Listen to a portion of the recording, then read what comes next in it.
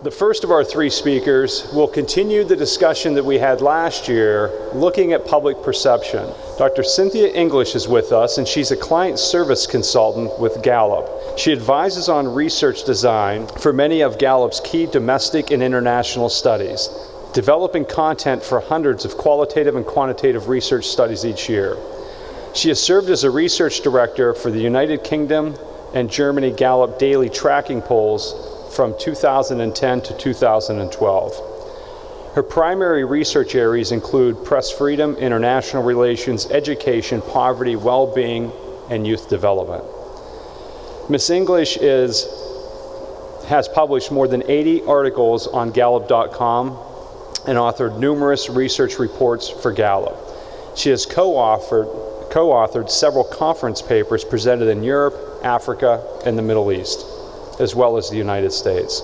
Her expertise includes survey research design, qualitative research design, quantitative research design, communications, cross-cultural and cross-national research studies for public and nonprofit sectors, international and cultural policy. She'll be speaking this morning on Gaining Momentum, Gallup-Palmer Report, Year 2 findings, and it is my absolute pleasure to welcome to the Palmer podium Ms. Cynthia English.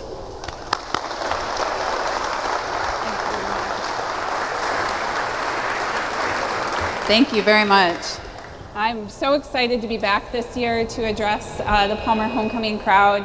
It was one of my highlights of my year last year to be here and get to talk about this research. And I have a lot to show you this morning, so I'm going to try to move through this presentation at a pretty steady pace. But I want you to know that in a couple of weeks we're going to release a report that has all of this data in there, that you'll be able to kind of take more time to go through it and really dig into the data. But first I want to give a couple of thank yous out to some of the Palmer College leaders that I've had the opportunity to work with. First of all, I just want to thank Vicki Palmer and the Palmer family for their support of this project. We could not be doing this work without them, so thank you so much. And to the Board of Trustees, led by Dr. Trevor Ireland and so many other wonderful leaders that I've had the opportunity to interact with over the last couple of years on this project. I've learned so much from them, not just about the chiropractic profession, but also just about the issues that matter to your patients as well. So thank you to that group. Chancellor Mark Yorey and Jim O'Connor have been my kind of partners in crime and key contacts here over the last couple of years. So a special thank you to them for partnering with Gallup and with myself on this research. One kind of logistical note before we get started. You are the first audience to really see this data. I presented it in small groups to the Palmer leadership, but you're really the first. And it's more of a sneak peek. This is not a public release or launch of the data. So we ask that you do not tweet or put out on social media any of the actual data points, just because we're waiting to do that launch in about 2 weeks' time, at which point everything will be publicly released and available. Of course, you're encouraged to tweet about Palmer Homecoming. You can mention the presentation. You can talk about anything you want related to kind of the general content, but we don't want you to actually put data in there. So thank you very much for that. So this morning, this is, as Denny mentioned, this is the second annual study that Gallop and Palmer have done together on the Americans' perceptions of chiropractic. Last year was really a foundation laying year. There's a lot of research out there, has come out kind of piecemeal over the last few decades about chiropractic. Some were about perceptions, some were about experiences that patients are having. But there really wasn't an opportunity to see how attitudes among the general population were changing over time. And that's one of the big advantages of this project, is really setting a foundation in year one, and now coming back in year two and assessing, has anything changed?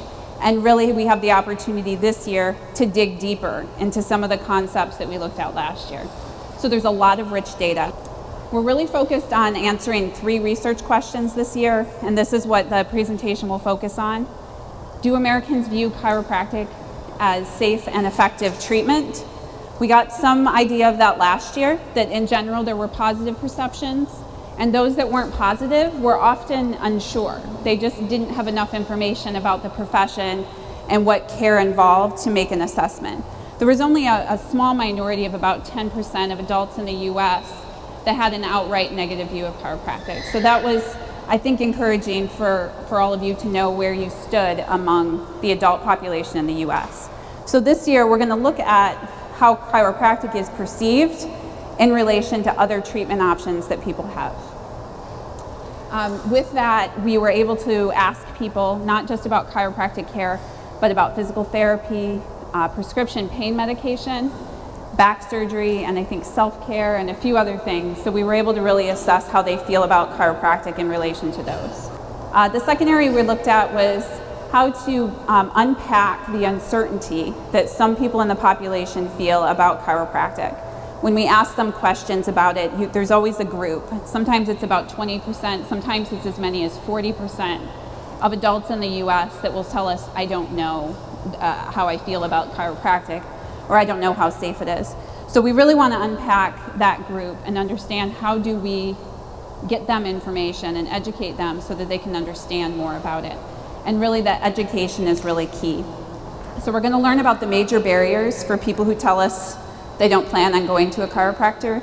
This year we asked them why, to give us the reasons so that we could better understand that in the research.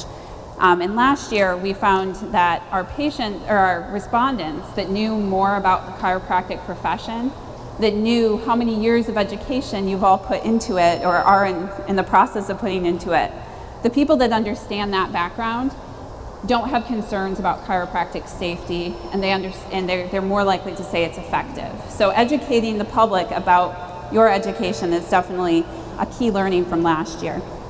So we'll dig deeper into that today and explore about what some of those respondents need. We also looked at patients, and we went in depth this year on what patients want from the chiropractic experience.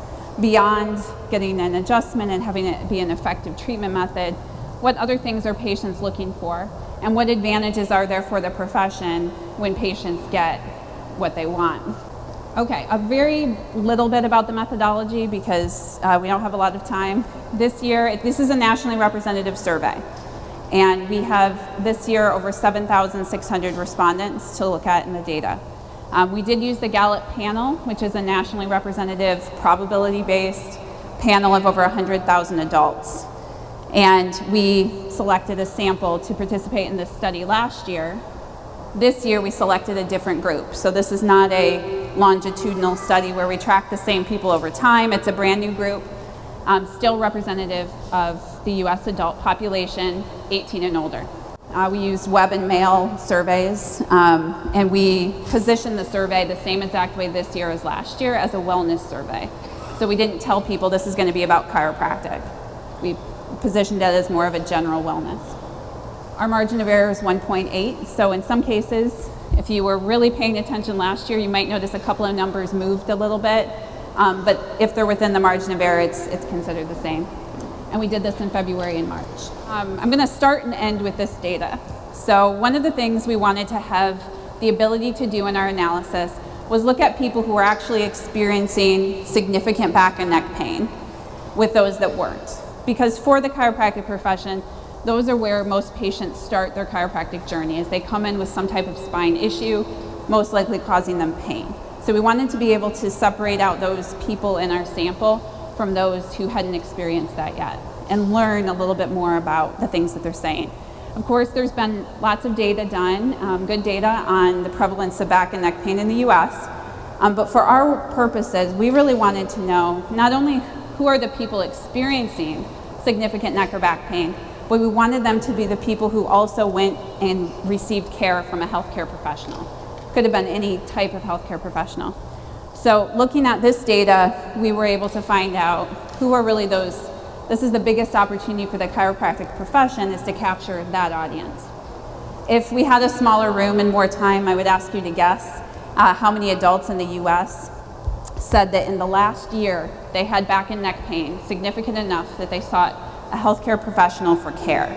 And you can probably pick a number in your head. How many adults in the US do you think went through that?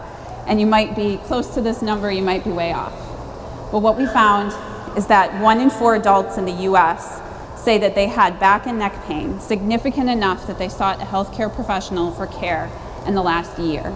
25%. So that represents obviously millions and millions of people. And towards the end of the presentation, I'll let you know how many of these people actually saw a chiropractor, because I know you're probably wondering. Just to break down the numbers very briefly, about 11% of adults had that kind of pain in the last 4 weeks, so it's a very recent pain. And another 14% said it's been between 4 weeks and a year since I've had that pain. This group at the bottom, 35% of adults in the US say they've never had back and neck pain significant enough where they sought a healthcare professional for treatment. So that's mostly young people if you look at that group. And we'll talk a little bit more about this data later on in the presentation, as I said. But this is really the lay of the land in terms of Americans' back and neck pain. So one of the very first things we asked our respondents about was perceptions about the effectiveness of different treatment options.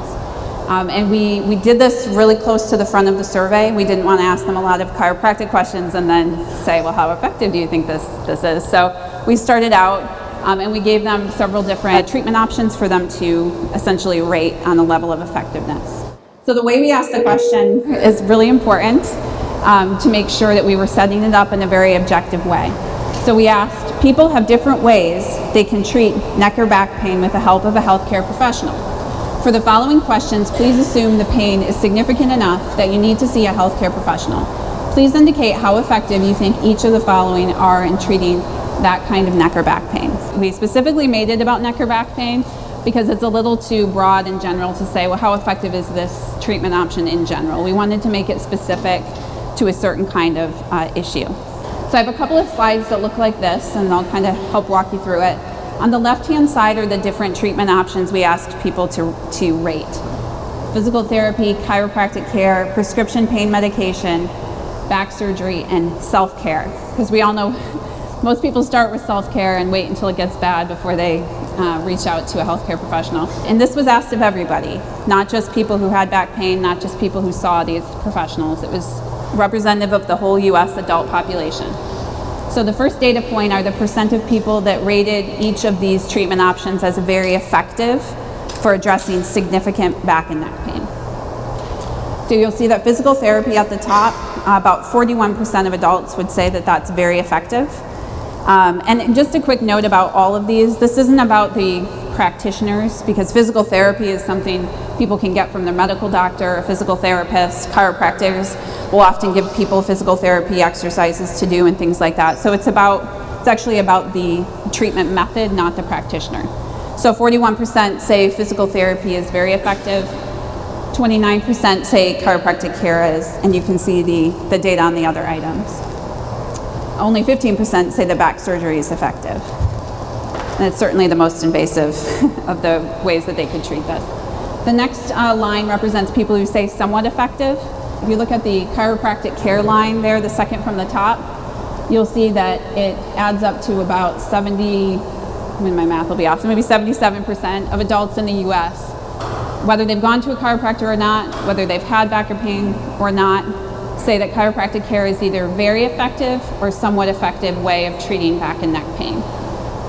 The number on the far right, the 19% on the chiropractic care line, these are the people that say, I don't know. I don't know how chiropractic care, whether it's effective or not, for treating back and neck pain.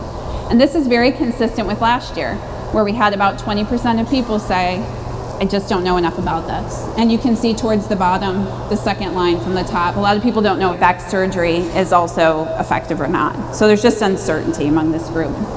Breaking down the data a little bit, this top line that's in the green bar represents people who've actually been to a chiropractor in the last 5 years. So this is the group that's had the most personal experience with chiropractic care. So when we ask them how effective is chiropractic care, 6 in 10 of them describe it as very effective, the people who have actually been treated by a chiropractor. And it's much lower for people who've never been to a chiropractor, that's at the bottom, or those that went but it's been more than 5 years. So the patients are experiencing and rating chiropractic care as very effective.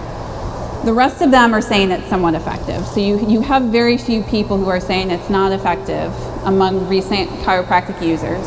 And very few people obviously don't know because they've personally experienced it. So similar to last year, the more recent that somebody has experienced chiropractic care, the more positive they rate it, even if they're not currently under care. This was just a quick little tidbit about chiropractic users. They're less likely than non-users or people who just haven't been in a while to say that prescription pain medication is very effective. And that's the green data there. So perhaps they tried it and didn't work for them. It's hard to say what their reasons are, but there was an interesting difference among that group. Now we want to look at people's perceptions of safety of different treatment options. And for this one, we wanted to be sure to position the question in a very honest way. So all treatment methods carry some level of risk for a patient. So we established that. And I want to thank Dr. Weeks, who's in the audience as well, for his just great advice and guidance on these questions and how we worded them. He definitely brought a lot of expertise to that this year, which we appreciated. So then we said, well, please indicate how safe you think each of the following is for patients. And again, it's the same kind of design. This is the percent, and there's the chiropractic line to keep your eye on. But this is the percent of people that said each of these treatment options are very safe. That's the highest level. And they could say somewhat safe, not safe at all. So there were a couple different ways. So physical therapy, again, is at the top. Just over 2/3 of US adults describing physical therapy as very safe. Which again is about the actual treatment of physical therapy that they may be getting from a variety of sources.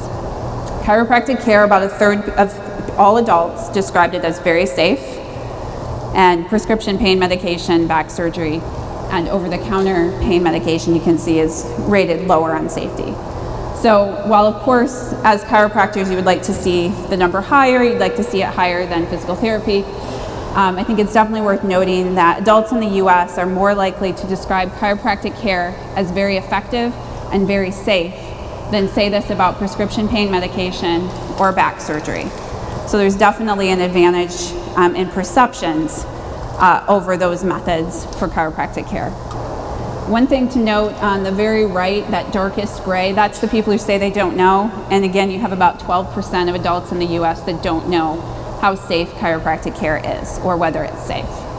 And you see that same level of uncertainty related to back surgery, but not the other treatment options. So there's really an opportunity there to educate people about the chiropractic profession and move them from uncertain to hopefully perceiving it to be safe. That's going to be a running theme today, is how can the profession educate more people about what chiropractic care is, the training involved, and then statistics about safety and effectiveness as well. Because when people know that, we can see in our data when they're more informed, they're more likely to perceive chiropractic care as positive. 1 in 5 adults who have never been to a chiropractor just don't know whether it's safe or not. And that's that top group, I've never been.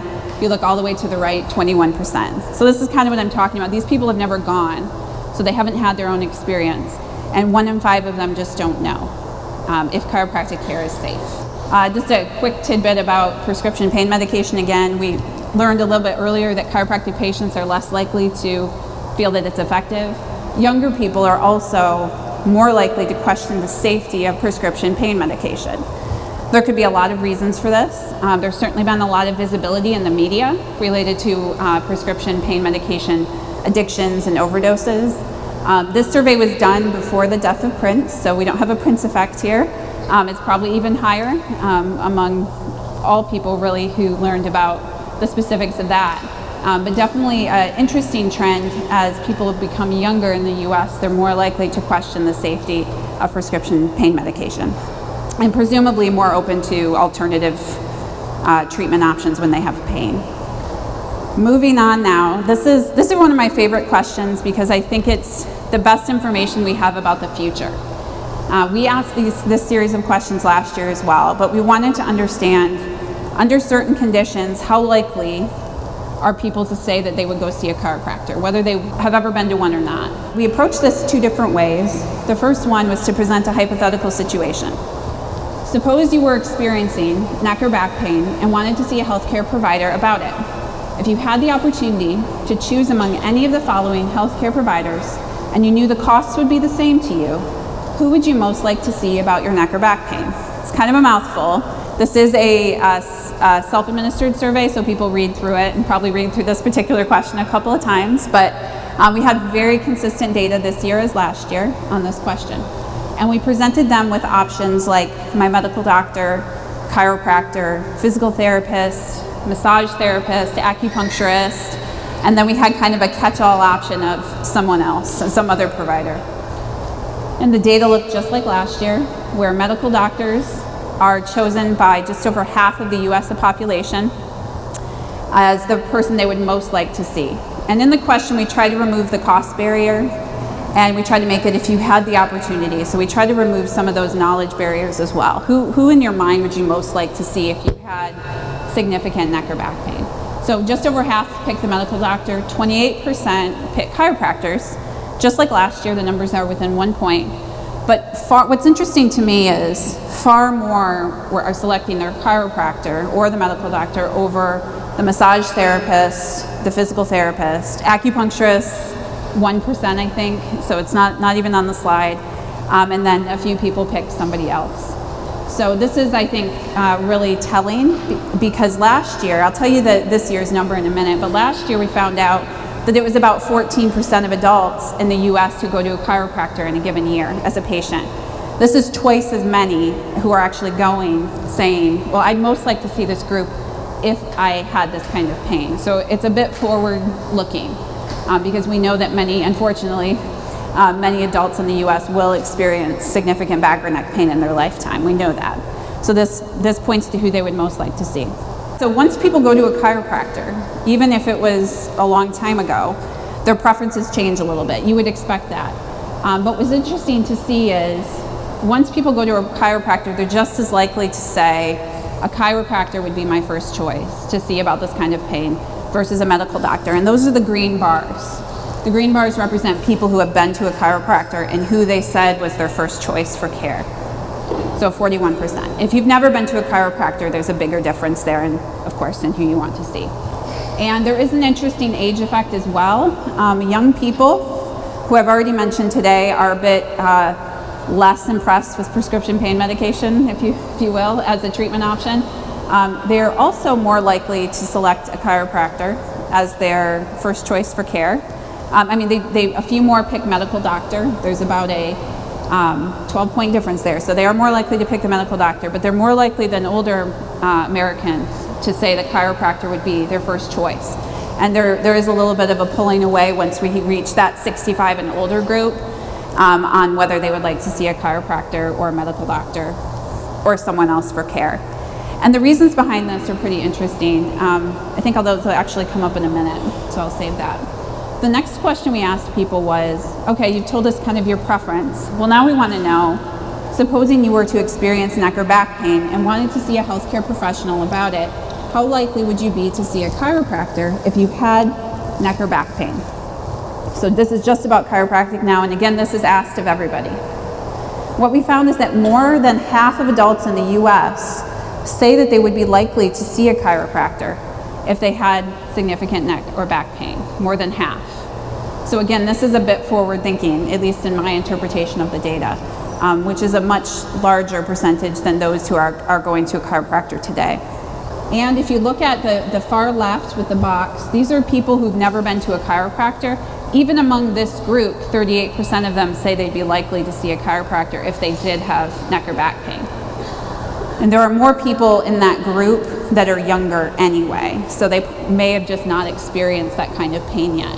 But they definitely have, in general, a positive perception of chiropractic care. So they're likely to go in the future. For those adults that said, I'm unlikely to see a chiropractor under that situation at least, if I had neck or back pain, we wanted to know why. So we listed out, I think, 10 different potential reasons. And we asked, and then we included a catch-all reason of some other reason on the bottom. And we said you can select up to 3 reasons, but what's the main reason that you say you're unlikely to see a chiropractor? And what you'll notice about this data is there's not one overwhelming reason, which in some sense would be nice if there was, because as the profession you would know, okay, that's what we need to address, that issue. There's actually quite a variety of reasons that varies for different types of people. So the number one reason that people selected, and only a third of them selected it, was that they have another healthcare provider they would go to. And I can tell you a large portion of people who selected this option are age 65 and older. And so they're also often dealing with other issues like Medicare and what's available to them and who have they been seeing during their lifetime. They probably have a routine already. So a third overall adults and this is just people who said that they'd be unlikely to see a chiropractor. So we're already talking about less than half of the adult population, and now it's only a third of them. So these numbers actually represent anywhere between 10 to 15% of all US adults. So keep that in mind as you see these numbers. The second most often selected reason was I don't trust chiropractors.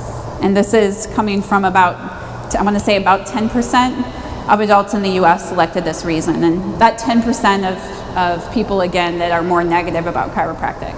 But sometimes, this is a pretty strong statement to make, I don't trust. So this is not necessarily, I'm unsure about it. This is actually people saying this is the reason, representing about 1 in 10 adults in the US. The next reasons was I don't think chiropractic care is safe. And I just want to restate one of the biggest findings from last year is when people understand the training required to become a chiropractor, they don't have these fears. So I think if we were to have asked that question again this year, we could have done some interesting analysis and found out, okay, is this coming from a place that people don't understand the extent of the training or not? And I suggest that that is what we would find for some of them. There were some other reasons we gave people that I'll put up on the screen and leave there a minute, but I don't want to spend time going through all of them because there's a lot more data. But I do want to point out the one on the very bottom. Chiropractic care is expensive, is too expensive. One of the things I heard from your very smart trustees when I started this project, it was cost is just an excuse. That people will say, well, I don't have the money to try chiropractic care, but we all know that people are spending money on other treatment options. They're losing money because they can't be as productive at work, or they're staying home because they have issues. So everybody's paying something for back and neck pain. So it's a matter of helping people understand the costs. And last year we learned that a lot of people just don't know what coverage they have for chiropractic care in their insurance plan. I think over half of adults in the US said, well, I don't know what's covered. And I think that knowledge could really be power for those people if they learned and realized, oh, I actually have coverage for this. Maybe I will try it. Because really, cost shouldn't be a barrier for most people to receive care. Okay. Oh, I just wanted to point out here, and I think I mentioned this earlier, but the age 65 plus people, their main reason, and these are just people who said they'd be unlikely to see a chiropractor, was really because they have another healthcare provider. Whereas with the younger audience, they were a bit more likely to mention trust or concerns about safety. And that may be coming from a place of just lack of information about the profession. So the issues, the barriers for older Americans are a little bit different or more pronounced than they are for younger Americans. All right, this was last year. This was the most fun for me to see people's reaction when we presented the data on how many adults in the US are actually seeing a chiropractor in each year. Because there was some previous statistics collected and very reputable studies about it, and the numbers appeared to be below 10%. And it was done a few years ago, and it was a different type of study. And as a lot of you know, as researchers, methodology can affect the data. Lots of things can create differences. But last year when I saw what the number was, the percent, I saw that it was higher than the other research. I was a little worried, like, oh no, did we somehow attract people that were more likely, even though we kind of hid what the purpose of the survey was from people until they got to this question. But we asked the same question on 3 or 4 separate Gallop surveys that were about other topics, but all nationally representative, and we got the same number. So I felt really confident. But I was secretly a little worried this year that we were going to get a different number and it was going to look really bad that we got a different number. So I'm happy to say this year we didn't get a different number. The number stayed very stable. And it is 15%. Last year it was 14, but again, it's within that statistical margin. So 15% of adults in the US saw a chiropractor in the last 12 months. These are adults 18 plus, so this doesn't even represent the people under 18 that are under chiropractic care as well.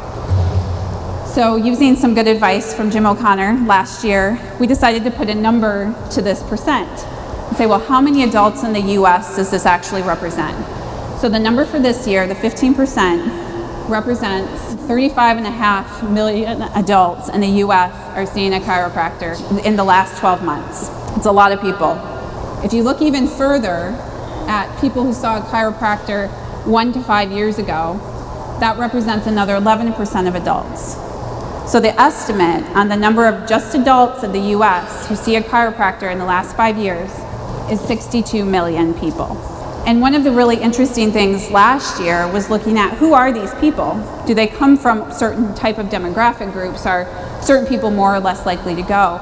And really what we found is chiropractic is attracting people from all different types of groups, different education levels, socioeconomic status, genders, ages, regions.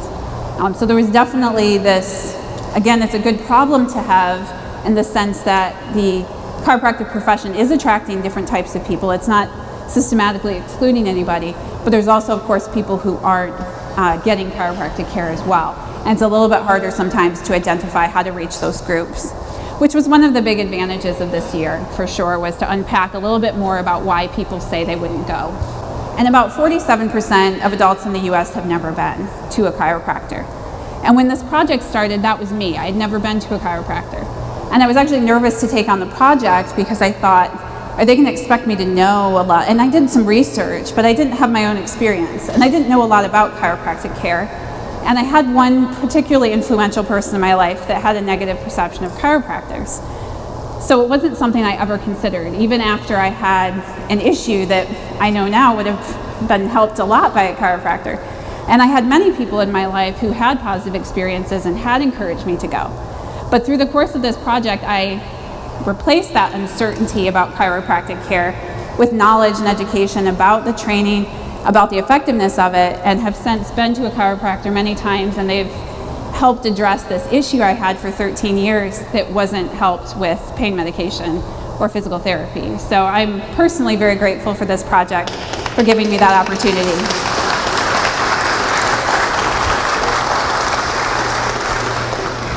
One notable thing about people who go to chiropractors are that young people are less likely to have been to a chiropractor yet. And I say yet because they're more likely to tell us that they will in the future if they have a back or neck pain. So in this case, about 58% of people under 40 just haven't been yet. However, to reiterate, those who have gone in the last year, Americans who've gone in the last year, are just as likely to be young as they are to be old. So it's more the difference in people who have gone more than a year from now. And they just haven't lived as long and maybe not as had issues that they were ready to address with chiropractic care. Okay, now we're getting into a really rich part of this data this year, and this is where we surveyed chiropractic users about their experiences. And for this, we really dove deep, and we invested quite a bit of the time on the survey for asking people about their experiences with their chiropractor, positive and negative. And there's a lot of, I think, very useful information for current practitioners and future practitioners. So we asked people to evaluate not only how effective was the overall care you received, but also several statements about the care. So, and this was on an agreement scale, strongly agree to strongly disagree. The quality of the chiropractic care I received is a good value for the money. That's an important one, especially if people use costs as an excuse. Patients are saying it's a good value for the money. That's a pretty good selling point. So we'll find out if they are. They are saying that. My chiropractor takes the time to educate me about various treatment options available. This is a biggie. I'm excited to get to that data. I feel like my chiropractor really cares about me. This also is particularly important to the patient experience, it turns out. And then whether patients are recommending chiropractic care to friends and family. That's an outcome every chiropractor wants, right? Is for patients to go out and recommend chiropractic care. So we're going to unpack that data a little bit to learn to what extent that's happening and what drives that behavior, that recommending. And then I would like my chiropractor to work closely with my other doctors to collaborate on my health care. We'll find out whether patients feel that way or not. The first piece of good news, if you look all the way to the left, that green bar, 2/3 of adults who saw a chiropractor in the last 5 years described the care as very effective. That light gray bar right next to it, those are the people that went in the last year. So it's kind of a total group in the green, and then we broke it out by past year users in the light gray and people who went 1 to 5 years ago in the dark gray. So you can see there's quite a big difference in how patients evaluate the care when they went more recently. And I think it's important to look at these differences Because not only will you see this throughout this data, that there's quite a gap between, while both groups are positive about their experience in general, those that went in the last year are much more positive. Of course, they've continued to go in the last year, and you would expect to see a little bit of a jump. But there could be a barrier for some of those folks that went 1 to 5 years ago. They're more likely to report negative experiences. Still, they're quite positive, but in general, more likely to report that. On the far right, those are the people who said it's not very effective. Only 4% of people who went in the last year, compared to 17% among those that went 1 to 5 years ago. And there could be lots of reasons for this group. I always look at data and want to know more than what we know. Could we call these people up and find out? And it could be that they stopped going. That they went once, they wanted there to be a miracle cure, and they just stopped going. So it's really hard to know where the experiences are that these people had. So I won't speculate. So I'm going to move through the next 4 or 5 questions somewhat quickly, simply because we will be putting out a report in 2 weeks. You can dig into it deeper, and I want to make sure I have time to get to the last section. So about 8 in 10 patients, and these are people who saw a chiropractor in the last 5 years, agree, either strongly or somewhat, that the quality of care they received was a good value for the money. So that's 63% and 18%. If you look just at people, the arrow's pointing to them, that went to the chiropractor in the last 12 months, it's significantly higher, not only strongly agreeing that the quality of care they received was a good value for the money, but also agreeing. And that represents 88% of adults who saw a chiropractor in the last 12 months. I would be shocked to see this same data about other things in healthcare, and I can probably go and try to find some of that data, but 88% of patients are agreeing with this statement. And this is a time where a lot of people's budgets are quite tight. So a solid majority, a strong majority of patients are seeing the value for what they're paying for the quality of care they're getting. Most patients agree their chiropractor took the time to educate them about treatment options. Again, you see about 3 out of 4 past 5-year users agreeing with that. And you'll notice that quite a few people are kind of neutral. You don't see a lot of patients giving an outright negative view on a lot of these things.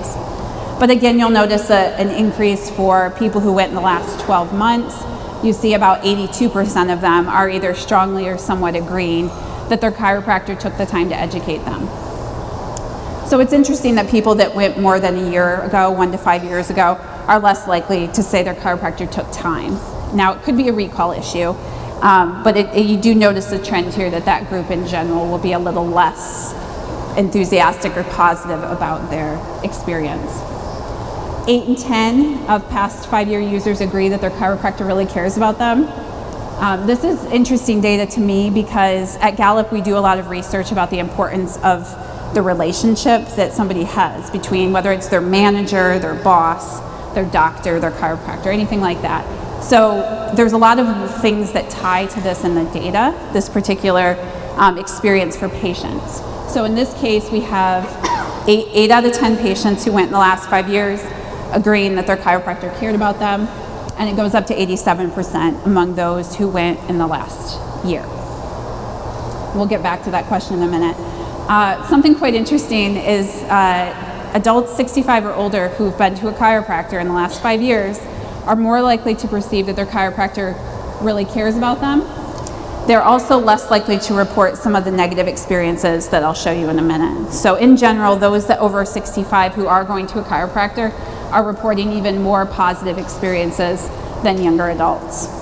8 out of 10 chiropractic patients from the last 5 years are recommending chiropractic care to friends and family. And it goes up to 89% among people who went to a chiropractor in the last 12 months are agreeing that they recommend chiropractic care. I don't think I know a person in my life that goes to a chiropractor that doesn't recommend it to people. I have yet to meet a person like that in my own life. So I think when people go, they experience the effectiveness of it and they're more vocal about it. And the data certainly bears this out. Okay, these next couple of slides, I'll try to explain them as simply as I can. But one of the things we wanted to do is understand there's a couple of these questions that are really under the control of the profession. So beyond providing effective care and dealing with a person's pain, the chiropractor has choices to make about how much time they spend educating their patients about different treatment options, and whether the patients perceive the chiropractor cares is in large part how that chiropractor approaches the patient relationship. So one of the things I wanted to understand is how are those two experiences, whether my chiropractor cares, whether they took time to educate me, how are those related to then people going out and recommending chiropractic care? Because that's the outcome that all of you want, is for people to recommend care. So how does your approach to your patients in educating and showing you care affect the likelihood that someone will go out and recommend chiropractic care? So what this first slide shows is that the only people in this slide are people who strongly agree that they recommend chiropractic care. So these are your strongest ambassadors of the profession that are on this slide, represented in this slide. And if they also, so they already strongly agree they recommend, among those who strongly agree that they recommend chiropractic care, if they strongly agree their chiropractor took the time to educate them, they're 16 times more likely to say that than someone who doesn't feel that way. And similarly, among those that say, my chiropractor really cares about me, they're 40 times more likely to be somebody who recommends chiropractic care to others. That's what's being displayed in this data. So there's a huge outcome there for patients who feel like you care and you're taking the time to educate them. And then lastly, on this particular series of questions, many patients do want their chiropractor to collaborate with their other doctors on care. This is only representative of about 72% of patients who went in the last 5 years will say this.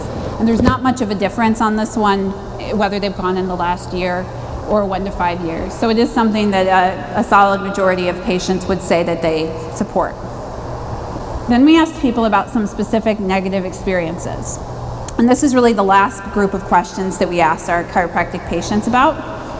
And here we wanted to get a sense of how often certain things were happening. So what we asked them about was, how often have you experienced any of the following? Pressure to get more services than you want, pressure to have more appointments than you want. And we were very intentional about selecting the word pressure because there's a negative connotation. It wasn't just they recommend more than I want, they suggest more. It was you feel pressure, you feel this negative thing. How often do you experience treatment methods that you're uncomfortable with? Unexpected costs for treatment? Diagnosis and treatment that were different from your expectations. So the next slide, I'm going to show you what percentage of chiropractic patients in the last 5 years say they experience these negative things either very often or somewhat often. So on the left, about 1 in 4 past 5-year patients say that they either very often or somewhat often experience pressure to have more appointments than they want. 17% experience pressure to have more services than they want. And you can see the data on the other options down there. So this is not something that people are reporting in a widespread way, certainly not, but definitely significant, I think, to note that pressure for more appointments, pressure for additional treatments is something that people are more likely to report. And less likely really to mention unexpected costs, which again, I think the cost thing is not as big of an issue. Older patients, I mentioned this earlier, they're less likely to experience these negative things. These are the percent in each age group that never experience any of the 3 things mentioned here. So you can see it's a pretty large percentage among the age 65 plus. And interesting, just over half of patients under 40 say they experience that pressure for more appointments. And I lied, there's one more question we asked our patients, which was, what services do you want to receive when you go to the chiropractor? Not surprisingly, spinal manipulation and adjustment is what 91% said. I was surprised this wasn't higher, actually. 91% said, I want that service. 81% said manipulation or adjustment of other joints. And then about 3 out of 4 past 5-year patients said rehabilitative exercise, therapeutic massage. About 2/3 want advice on how to be healthy. Keep this number in mind as I get to a couple of other things. 65% said heat and ice therapy. 55% want fitness and exercise planning. So 68% said, sure, give me advice on how to be healthy. Only 55% want an actual fitness or exercise plan. And far fewer say, I want diet and nutrition planning, 30%. So while patients in general like the idea of advice on how to be healthy, they're less enthusiastic about the plan for whatever reason. Probably that gets a little more serious at that point, I guess, for them. And we also asked them, well, what's the most important service that you want to get? And spinal manipulation and manipulation or adjustment of joints were the top two on that. Okay, now I'm getting back to what I started with. And this was back pain in the US and how many people are experiencing it. And I promised to show you how many of them went to a chiropractor. So here's the 25% in the green of people who had significant enough back and neck pain in the last 12 months that they saw a healthcare professional about it. Okay, so how many of them actually went to see a chiropractor in the last 12 months while they were dealing with this issue? Because that's really your strongest potential, as I've said, for patients, is this group of people, this 1 in 4 adults. So this circle now just represents that group. People who had significant enough back and neck pain in the last 12 months that they saw a healthcare provider about it. That bottom number, 45% of this group saw a chiropractor in the last 12 months. So while looking at 15% of adults overall see a chiropractor in the last year, when it really comes to this key group that would most likely be thinking about going to a chiropractor, getting treatment in some way, almost half of them are seeing a chiropractor. And interestingly, only 26% of them would say, well, I've never been to a chiropractor. So you have about 3 out of 4 of them that has experienced chiropractic care at some point in their lives. And just to kind of bring that last point home, that green group on both sides represents people who've had significant back or neck pain. 71% of that group has been to a chiropractor before. If you've not experienced that back or neck pain, that's the dark gray group, only 19% of that group has been to a chiropractor. So again, capturing 7 out of 10 of people in that group. Now I want to focus on this group that says, I've never had back pain. I want to know how likely that group is to see a chiropractor if they do. And that's where we kind of started the presentation. So among this group, we find out that nearly half of adults who have never had significant neck or back pain say they're likely to see a chiropractor if they do. So this is forward thinking again. If and when the people experience this, over half of them say they'll see a chiropractor. Only 3% of people who saw a chiropractor in the last 12 months say they're unlikely to go back.